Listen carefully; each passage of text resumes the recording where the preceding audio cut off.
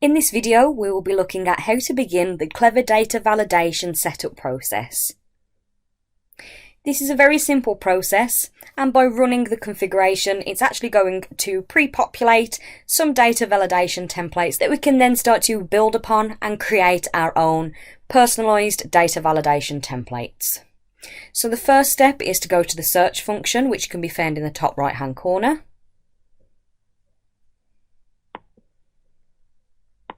I'm then going to go to data validation, and it's just going to be the Clever Data Validation templates. Upon installation of Clever Data Validation, when you enter the templates list, you will have a blank list. Nothing will yet be populated, so that's what we're going to do now. So if we go to the ribbon, we can see that there are 3 dots just to the very right of the ribbon. We're going to select that and then go to Actions, Functions, and Default Configuration. This then pre-populates and creates some basic data validation templates that we can then start to work with and build upon. So I've just clicked in to the Customer's Data Validation template. This is just the default one that's been created from the configuration that I've just run.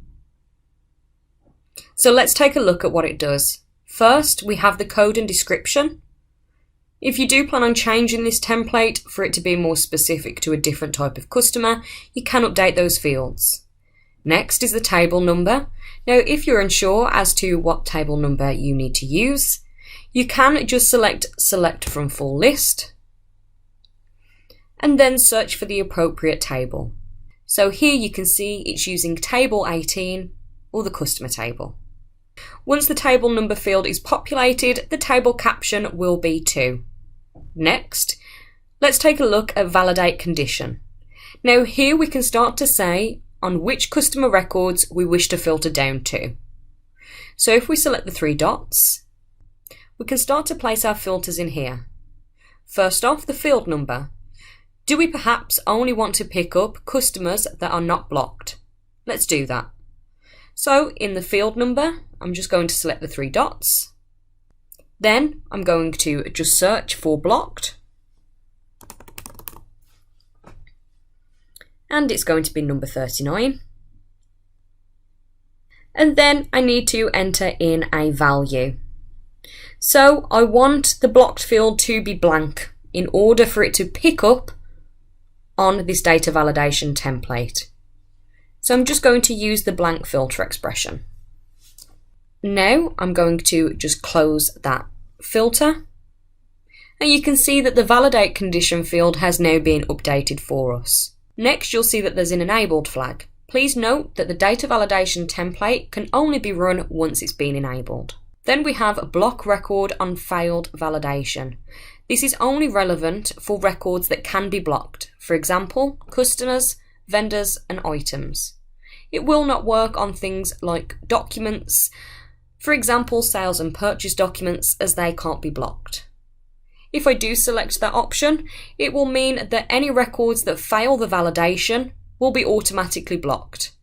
I can then decide which blocked value I'd like to be populated. So if again I click into the 3 dots, in here do I want the customers to be blocked for ship, invoice or all? I'm just going to cancel this and also just untick the flag. Then at the bottom we have our rules. Now here we are saying what we would like to be picked up on the template. So what this is telling us in this first line is that our customer posting group must be equal to anything but blank. Otherwise, we will get an error message that says that the customer posting group must be set. And it's the same going down. So anywhere where I have a customer record with a blank VAT registration number, I will receive an error to say that that field must be set. And you can see that that's just repeated all the way down. Then I can run this data validation template either from the template itself once it's enabled by selecting validate data, or from the customers list. I do also have an option for validate data. So now you have a basic overview of what a template is and how it can be set up.